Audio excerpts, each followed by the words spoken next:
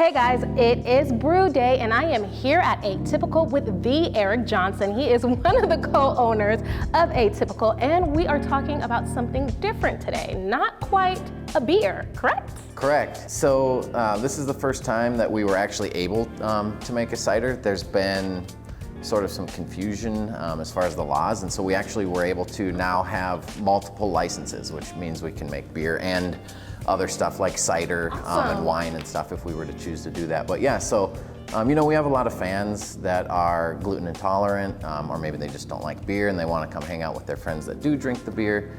So yeah, we made something for them, a nice hard apple cider. And before, you described it as a apple juice with kind of like something extra.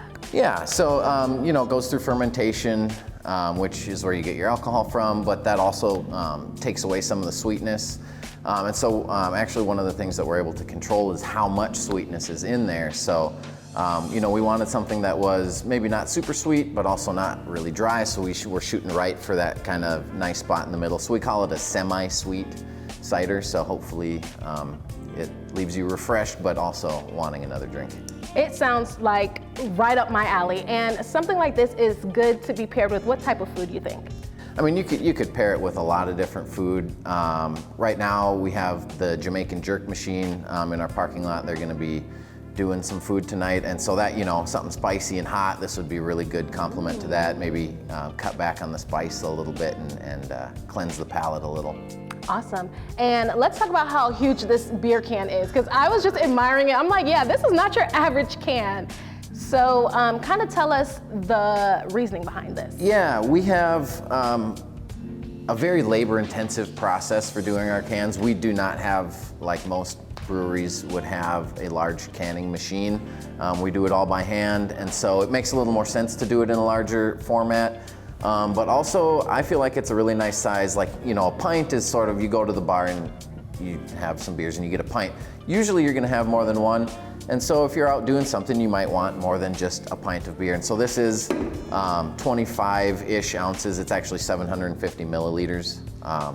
And so that's a really good size if you want to have just enough and maybe still be able to drive afterward or something like that. Absolutely. And oh my goodness, I just want to compare it to the size of your hand because it is, look how big it is. It's pretty huge. So what is the major difference between brewing a cider and a beer? Like I said, this was our first time and it was definitely a learning experience as we went through it. The fermentation actually took quite a bit longer than a beer, and it sort of makes sense. Apple juice is basically just very simple. It's like water and some sugar, whereas grain has a lot more complex stuff in there. So as far as nutrients for the yeast, beer is a lot better. So this took a little longer, but the biggest thing is it was totally done. It should have been done as far as my knowledge was, but it was very, very cloudy and I knew it shouldn't look like that.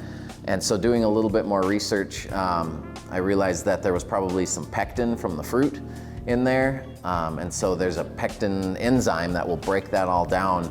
And we happened to have a bag of that just kind of lying around. It had been opened already, and so I didn't know if it would work.